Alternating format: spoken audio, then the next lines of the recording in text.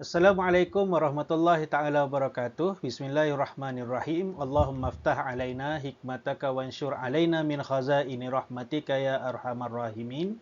Okey, dalam video kali ini kita akan belajar tentang aurat dan konsep baligh. Dalam kafah tahun 3 bagi subjek ibadah. Okey, kita nak tengok tentang aurat dan kita akan tengok juga tentang baligh. Okey, kita akan tengok pengertian aurat. Okey, apa pengertian aurat? Aurat ialah anggota badan yang wajib ditutup dan haram dilihat oleh orang yang bukan mahramnya. Maksudnya kat sini, aurat tu adalah anggota badan kita yang wajib kita tutup. Tak boleh tak tutup. Okey, kena sempurnakan tutup aurat tu pada anggota badan kita dan haram dilihat oleh orang yang berlainan jantina. Okey, maksudnya orang yang berlainan jantina ke ataupun orang yang sama jantina pun tak boleh nak tengok. Okey, yang wajib anggota badan kita yang wajib kita tutup. Itu maksud aurat dan haram dilihat. Maksudnya kita nak tengok aurat orang lain pun haram dilihat dan kita sendiri pun wajib menutup aurat. Okey.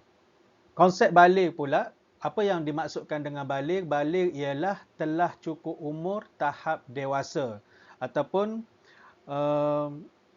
seseorang itu mencapai tahap kematangan daripada sudut seksual ataupun dewasa daripada segi jasad. Itu baligh. Okey, kita tengok kita akan tengok lepas ni apa yang dimaksudkan lagi dengan baligh. Apa tahap umur berapa, macam mana boleh dikategorikan dengan baligh tu. Okey, seterusnya kita tengok kepada batasan aurat. Okey, batasan aurat ni yang pertama, aurat lelaki adalah semua anggota badan yang terletak di antara pusat dan lutut. Okey, orang lelaki aurat dia adalah anggota badan yang terletak di antara pusat. Okey, dekat perut kita ni ada satu lubang tu dia panggil pusat, kemudian sampai ke bawah sehingga ke lutut. Itu batasan aurat orang lelaki. Okey, kemudian kita tengok dalil daripada hadis tentang aurat lelaki disebut ma baina surrati warukbati auratun. Anggota bawah pusat hingga ke lutut adalah aurat. Okey, ini adalah hadis daripada Rasulullah sallallahu alaihi wasallam daripada sahih Bukhari dan Muslim. Okey.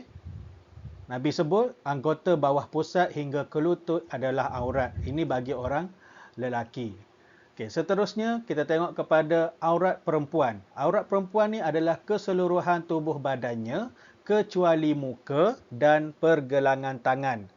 Okey, so maksudnya kalau macam saya pakai ni, tengok kat sini ni, kalau orang perempuan tak bolehlah buat macam ni sebab sampai sini je, pergelangan tangan ni je yang diorang punya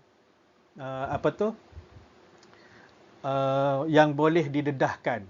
Yang lain semua kena tutup. Tak boleh nampak lengan, tak boleh nampak siku dan sebagainya. Okey, seluruh anggota badan kecuali muka dan pergelangan tangan. Okey, kalau tutup juga muka, macam mana nak jalan kan? Mata pun tertutup apa semua. So, orang perempuan boleh tunjukkan muka dia dan pergelangan tangan sahaja. Yang lain semua kena tutup. Itu batasan aurat bagi orang perempuan. Okey. Dan dalil tentang aurat perempuan ni Allah sebut dalam surah An-Nur ayat 37. Kita ambil sebahagian je. Wala yubdina zinatahunna illa ma zahara minha. Okey, wala yubdina zinatahunna illa ma zahara minha. Maksudnya janganlah mereka memperlihatkan perhiasan tubuh mereka kecuali yang zahir daripadanya. Maksudnya Allah melarang orang perempuan ni daripada memperlihatkan anggota tubuh mereka kecuali yang zahir. Apa maksud yang zahir ni? Macam kita dah orang perempuan dia dah pakai baju yang menutup aurat, dah pakai kain tudung dan sebagainya untuk menutup aurat kepalanya, tetapi anggota badan yang zahir tu masih terdedah. Contohnya bentuk bahu. Macam mana orang perempuan nak hilangkan bentuk bahu tu? Tak boleh. So, kalau badan tu maksudnya daripada kepala mesti ada bentuk bahu macam ni. Dia pakailah sekadar yang dia boleh tutup. Maksudnya kita takkan nak hilangkan bentuk bahu tu. Itu susah. Tapi bagi orang perempuan, pakailah pakaian yang longgar, yang menutup aurat. Kalau dia pakai baju menutup semua anggota tubuh badan dia, tapi baju tu ketat, itu masih lagi tidak menutup aurat kerana pakaian tu ketat, seolah-olah macam menonjolkan juga apa yang ada pada diri dia. Okey. Seterusnya kita akan tengok kepada tanda-tanda baligh. Okey, tadi kita dah sebut tentang maksud baligh, iaitu seseorang yang telah mencapai tahap kematangan seksual, iaitu dewasa daripada segi jasad. Jasadnya ataupun tubuhnya, badannya dah dewasa. Okey, apa tanda-tanda baligh? Yang pertama adalah cukup umur 15 tahun. Okey, seseorang lelaki atau perempuan yang telah pun cukup umurnya 15 tahun, maka dia adalah baligh, dikira matang daripada segi jasad. Okey, cukup umur 15 tahun. Okey, tanda baligh yang kedua ialah keluar air mani. Okey, keluar air mani. Air mani ni adalah sejenis cecair yang berwarna macam putih macam tu, yang sedikit melekit, yang keluar daripada kemaluan orang lelaki ataupun orang perempuan apabila dia mencapai tahap cukup umur ataupun tanda-tanda dia permulaan dia telah baligh. Okey. Kemudian yang ketiga, mempunyai nafsu syahwat. Okey, dia seseorang lelaki ataupun perempuan tu dah tahu apa maksud, apa itu nafsu syahwat. Dia dah dapat merasa. Macam contoh orang lelaki ada perasaan kepada orang perempuan dan sebagainya. Okay, itu ada mempunyai nafsu syahwat. Dan tanda-tanda baligh yang keempat adalah ini bagi perempuan, keluar darah haid. Okay, keluar darah haid. Itu tadi cakap sebabnya yang pertama tu cukup umur 15 tahun. Tak semestinya umur 15 tahun baru cukup umur. Ada orang kanak-kanak lelaki, dia mula keluar mani, tak kisahlah dia umur berapa, maksudnya dia telah pun baligh. Ataupun orang perempuan kalau dia keluar darah haid, tadi kita cakap 15 tahun, tapi ada sesetengah kanak-kanak yang umur 9 tahun dia dah keluar darah haid. Maksudnya 9 tahun itulah bermula tempoh kematangan dia ataupun tempoh baligh dia tu. Okey.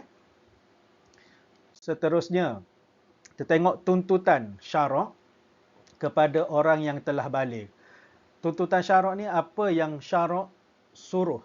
Okey.